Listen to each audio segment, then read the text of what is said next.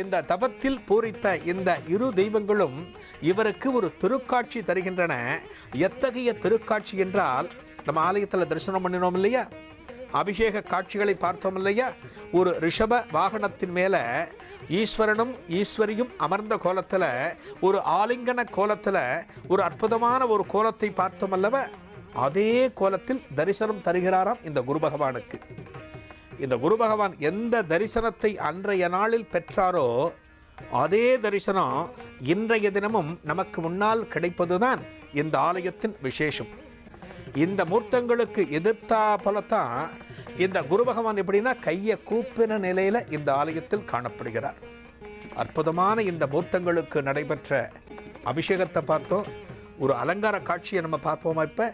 நம சிவாய நம சிவாய ஓம் நம சிவாய நம சிவாய நம சிவாய ஓம் நம சிவாய நம சிவாய நம சிவாய ஓம் நம சிவாய நம சிவாய நம சிவாய ஓம் நம சிவாய शिवाय नमः शिवाय ओम नमः शिवाय नमः शिवाय नमः शिवाय ओम नमः शिवाय नमः शिवाय नमः शिवाय ओम नमः शिवाय नमः शिवाय नमः शिवाय ओम नमः शिवाय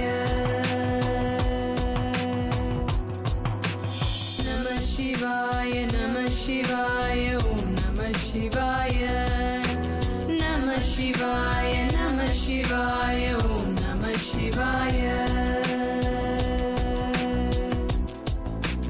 नमः शिवाय नमः शिवाय ओम नमः शिवाय नमः शिवाय नमः शिवाय ओम नमः शिवाय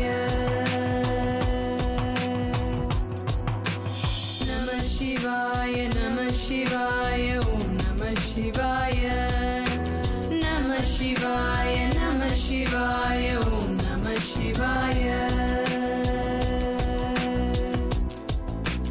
नमः शिवाय नमः शिवाय ओम नमः शिवाय नमः शिवाय नमः शिवाय ओम नमः शिवाय शिवाय नमः शिवाय ओम नमः शिवाय नमः शिवाय नमः शिवाय ओम नमः शिवाय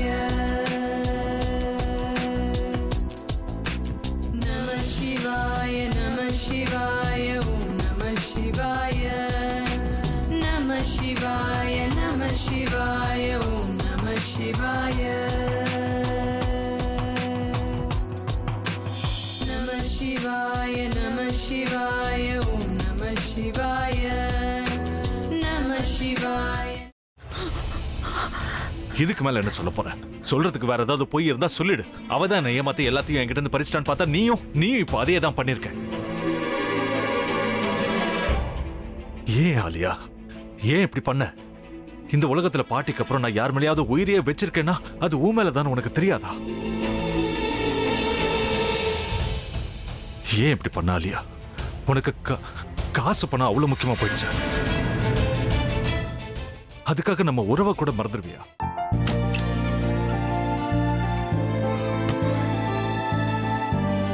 சக்தி சக்தி ஒரு நிமிஷம்.